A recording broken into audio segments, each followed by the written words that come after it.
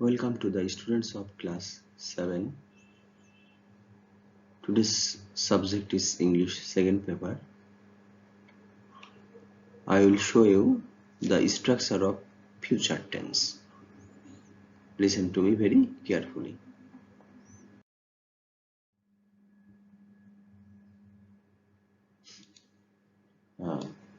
Future tense ভবিষ্যৎকাল আমরা structure দেখব future indefinite tense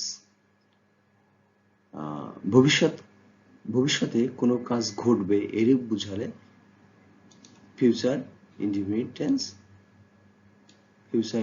tense হয়। বাংলা চেনার উপায় আমরা অবশ্যই বাংলা চিনব যে বাংলা ক্রিয়ার শেষে বে, বো, বা, বি, বেন এদের যে কোনো একটি থাকলে সেটা অবশ্যই ফিউচার ইনডিফিনিট টেন্স হবে। স্ট্রাকচারটা দেখো খেয়াল করে, সাবজেক্ট প্লাস শ্যাল বা উইল প্লাস V1 ভার্ব বলতে এখানে ভার্বের প্রেজেন্ট ফর্ম বুঝিয়েছে প্লাস অবজেক্ট বা এক্সটেনশন। এক্সাম্পল দিলে আরো ক্লিয়ার হয়ে যাবে। আমি কাজটি করিব বা করব, বাংলা ক্রিয়ার শেষে ব আছে, তাই আই শ্যাল বা I will do the work. তারা কাজটি করিবে, বে আছে, দে উইল অথবা they shall do the work. এখানে খেয়াল রাখতে হবে সাবজেক্ট সাধারণত ফার্স্ট পারসন হলে অর্থাৎ আই উই হলে শ্যাল হয় আর বাকি ক্ষেত্রে উইল হয়।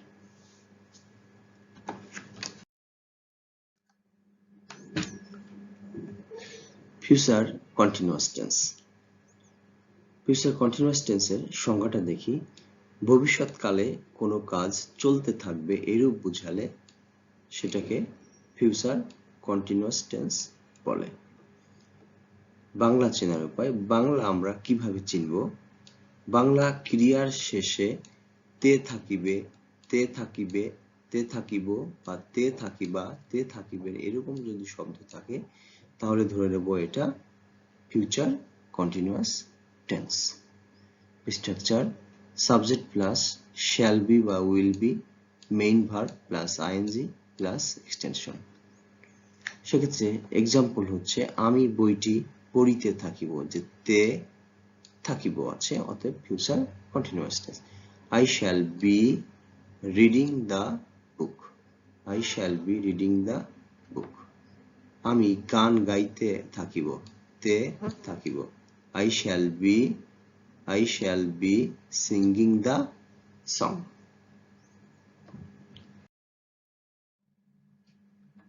ফিউচার পারফেক্ট টেন্স সংজ্ঞাটা ভালো করে দেখবে।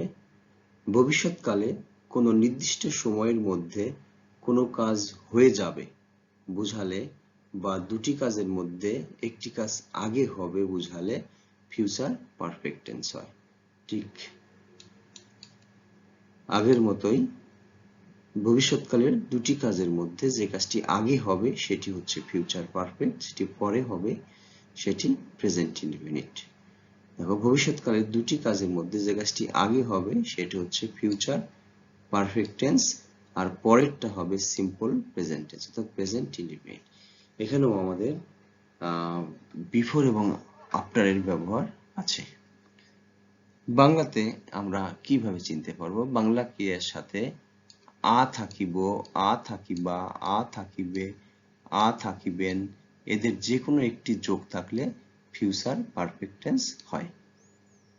আমরা স্ট্রাকচার যদি দেখি, স্ট্রাকচারটা খেয়াল করি, সাবজেক্ট প্লাস শ্যাল হ্যাভ বা উইল হ্যাভ প্লাস ভার্বের past participle form plus object. এখানে বিফোর বা আফটার থাকতে পারে, বিফোর এবং আফটার থেকে পরবর্তীতে একটা প্রেজেন্ট ইনডিফিনিট টেন্স হবে subject plus main verb plus object, before অথবা আফটার থাকবে। তার মানে যে কাজটি আগে হবে ভবিষ্যৎকালে সেটি হবে ফিউচার পারফেক্ট, সেটি পরে হবে সেটি হচ্ছে প্রেজেন্ট ইনডিফিনিট। এখানে আমরা এক্সাম্পলটা দেখব। এখানে এক্সাম্পল, বাবা আসার আগে আমি কাজটি করিয়া থাকিব। তাহলে এখানে আগে শব্দটি আছে, তাই বিফোরের আগে হবে future perfect. I shall have done the work before my father comes. ঠিক একই রকম ভাবে আমি বিকেল 4টার মধ্যে বইটি পড়িয়া থাকিব। এই যে পড়িয়া থাকিব সেটা হচ্ছে ফিউচার পারফেক্ট। এখানে 4টার মধ্যে বলছে, সময় নির্দেশ করছে। তাহলে I shall have finished reading the book by 4 p.m. এখানে 4টার মধ্যে কথা বলা হচ্ছে। ফিউচার পারফেক্ট কন্টিনিউয়াস টেন্স সংজ্ঞাটা দেখো, এখানে লেখা আছে ভবিষ্যৎকালে কোনো সময়ের মধ্যে কোনো কাজ চলতে থাকবে, এই যে তে থাকবে আছে, এরূপ বুঝালে ফিউচার পারফেক্ট কন্টিনিউয়াস টেন্স হয়। ভবিষ্যৎকাল এটাও দুটো কাজের মধ্যে হতে পারে। ভবিষ্যৎকালে দুটি কাজের মধ্যে যে কাজটি আগে চলতে থাকবে সেটি হচ্ছে ফিউচার পারফেক্ট কন্টিনিউয়াস, এবং যেটি পরে হবে সেটি হচ্ছে সিম্পল প্রেজেন্ট টেন্স অর্থাৎ প্রেজেন্ট ইনডিফিনিট টেন্স। এখানে বাংলা চিনার উপায়, বাংলা ক্রিয়ার শেষে তে থাকিব, তে থাকিবে, তে থাকিবা, তে থাকিবেন, এদের যে কোনো একটি থাকলে সেটা ধরে নেব ফিউচার পারফেক্ট কন্টিনিউয়াস টেন্স। অবশ্যই সেটার মধ্যে আমাদের দুটি কাজ থাকতে হবে। যেমন স্ট্রাকচার, প্রথমে সাবজেক্ট প্লাস ফার্স্ট সাবজেক্ট, মানে সাবজেক্ট বলতে first subject shall have been অথবা will have been, মেইন ভার্বের সাথে আইএনজি যোগ, প্রথম অবজেক্ট বিফোর অথবা আনটিল এই ধরনের শব্দ বসতে পারে। সেকেন্ড সাবজেক্ট ভার্বের প্রেজেন্ট ফর্ম, সেকেন্ড অবজেক্ট অর্থাৎ প্রেজেন্ট ইনডিফিনিট টেন্স। এক্সাম্পল দেখো, বাবা আসার আগে আমি কাজটি করিতে থাকিব। এই যে তে থাকিব, দুটি কাজের মধ্যে যে কাজটি আগে চলতে থাকবে, অর্থাৎ এখানে দুটি কাজ, একটা হচ্ছে বাবা আসা আর একটা হচ্ছে কাজটি করতে থাকা। তাহলে করতে থাকা কাজটি আগে চলতে থাকবে এরকম বুঝিয়েছে, তাই এটা future perfect continuous tense. I shall have been doing the work আগে বুঝাইছে, তাই এখানে before my father comes।